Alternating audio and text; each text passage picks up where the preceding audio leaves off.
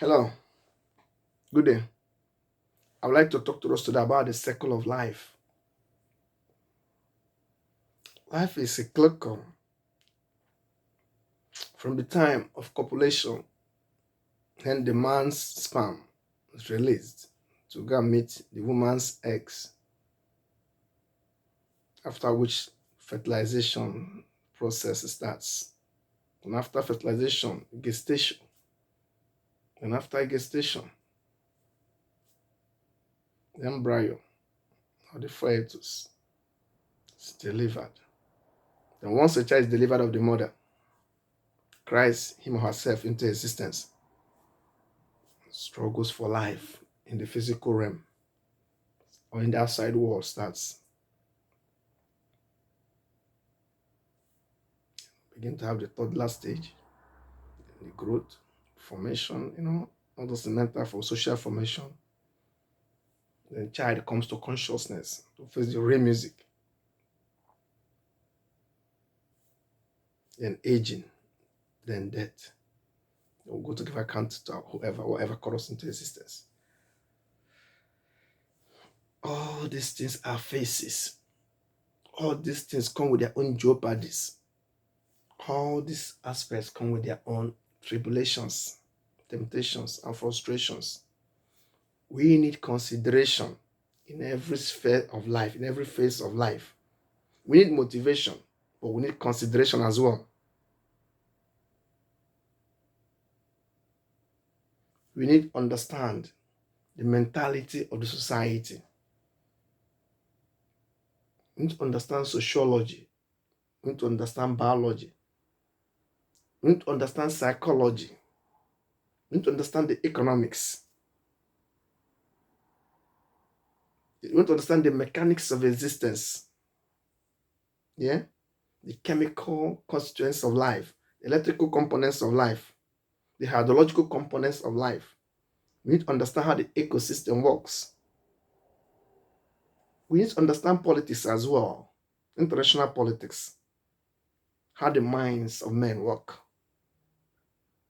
Above all, we need to have assimilation about different cultural considerations or cultural persuasions for us to understand the cycle of life. We need to understand religion. We need to understand why people believe in what they believe in.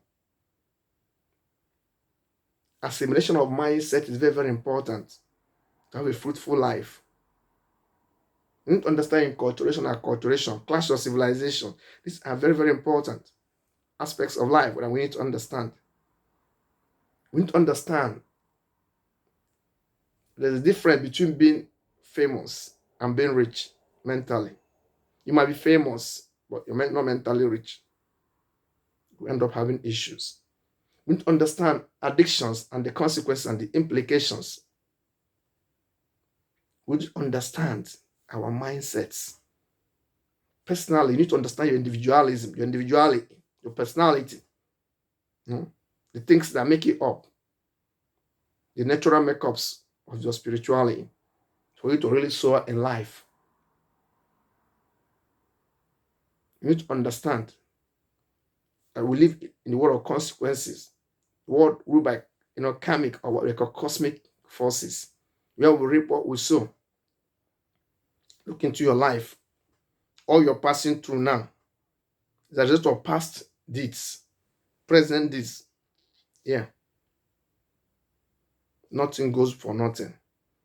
Whatever has been happening has been paid for, is being paid for, or be paid for. Everything in life has a price, but it depends on the one you can pay. Some of us understand the price of different things in life, but we don't know the value.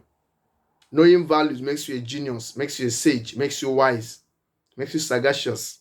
You need to understand not just the price of things, but the value of things. Understand the value of relationship, the value of fraternity, the value of brotherhood and sisterhood, the values. Yes.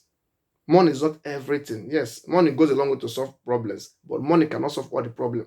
There are certain problems silence can solve. There are certain problems relationship can solve. There are certain problems education can solve. There are certain problems tolerance can solve. There are certain problems consideration can solve. There are certain problems diplomacy can solve. You need to understand this if you must go higher in life. You need to understand and begin to inculcate them in your value system. You need to understand the asymmetric wars we're having today might not just be the best solutions to fight terrorism.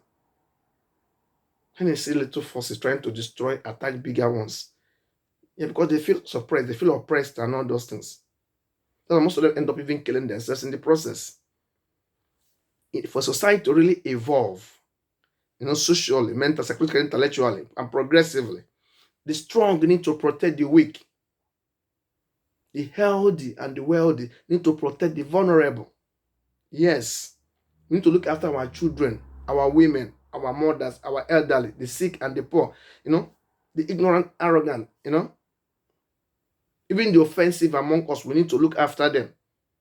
They need rehabilitation, they don't need condemnation. That's what I'm saying. The circles of life comes with implications. Some of them have commotions. Some of them are addictive. Some of them are destructive. But we need moderation to really protect our future. We need moderation. And above all, we need continuity. Because every woman has a right to continuity. A society's intellectuality is really defined by the state of its vulnerability, how it tolerates the vulnerable. Society's intellectuality is defined by a treatment it makes to the vulnerable.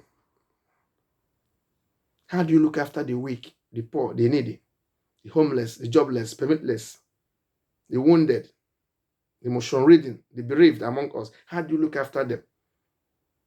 What's the value? What's the state of your consideration?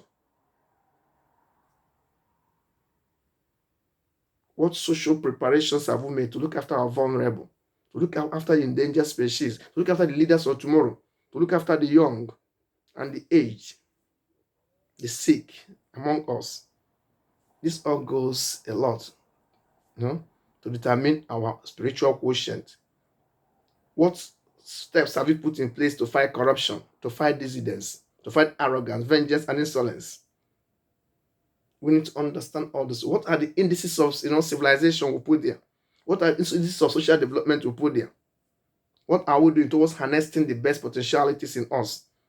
Towards harnessing our natural resources, our intellectual resources, our academic resources? What are we doing about our research? Are we putting so much towards discovering, improving on our existing ideas and concepts and products? They all go a long way.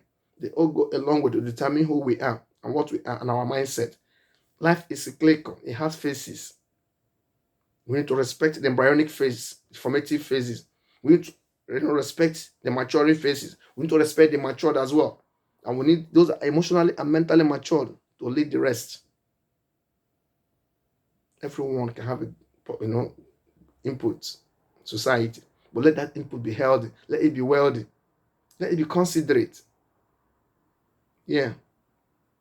Let it add value to society.